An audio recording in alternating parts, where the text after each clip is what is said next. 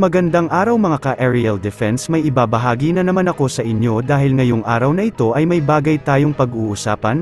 China naglagay na ng harang para hindi makapasok ang barko ng Pilipinas sa West Philippine Sea, pero bago tayo magpatuloy wag mo muna kalimutan mag-like, share, and subscribe.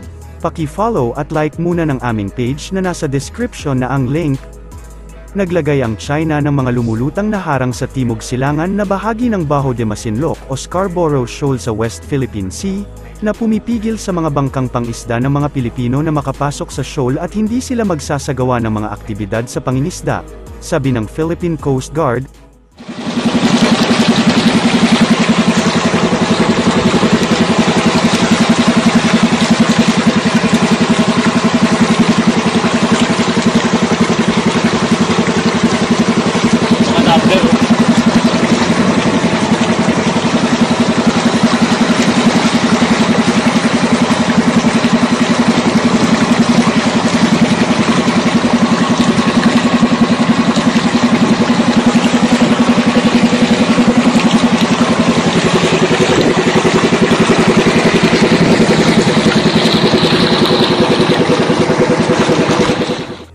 Ang floating barrier, na may tinatayang haba na 300 meters, ay natuklasan ng mga tauhan ng PCG at BIFAR na sakay ng BRP Dato Banco sa isang maritime patrol mission noong September 22.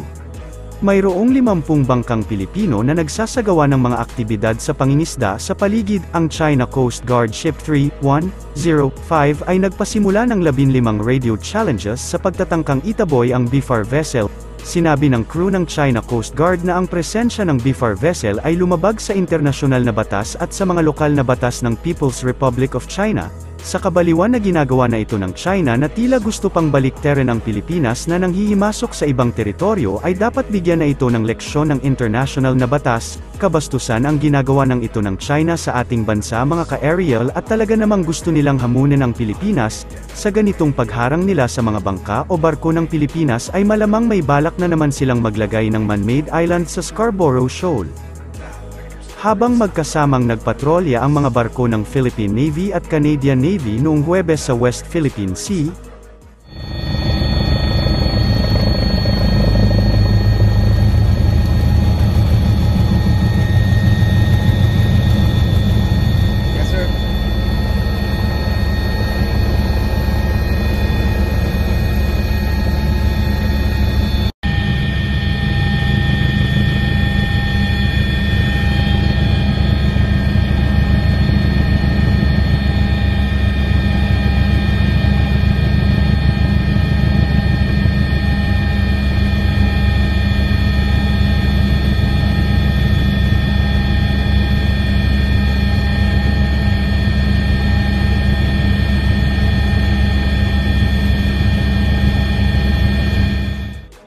sa pagpapakita ng pagkakaisa sa gitna ng dumiraming presensya ng mga sasakyang pandagat ng China sa magulong karagatan, iniulat ng Armed Forces of the Philippines noong Biyernes na ang Canadian Halifax-class frigate na HMCS Ottawa ay naglayag katabi ang guided missile frigate ng Philippine Navy na BRP Antonio Luna. Ang dalawang sasakyang pandagat ay unang nakipag-ugnayan sa radyo bandang 23 minuto pasado alas 7 ng umaga sa paligid ng Malampaya Gasfield Platform, mga 65 kilometro hilagang kanluran ng Palawan. Ang mga barko ay nagsagawa ng mga maniobra para sa Officers of the Watch sa loob ng 3 oras. Hindi bababa sa 9 na iba pang mga bansa ang nagpahayag ng interes na lumahok sa mga joint sail mission kasama ang Pilipinas.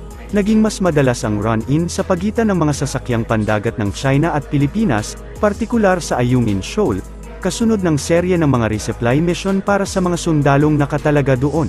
Hinaharang ng Chinese Coast Guard at Maritime Militia ang shoal sa pagsisikap na patayin sa gutom ang outpost ng Pilipinas.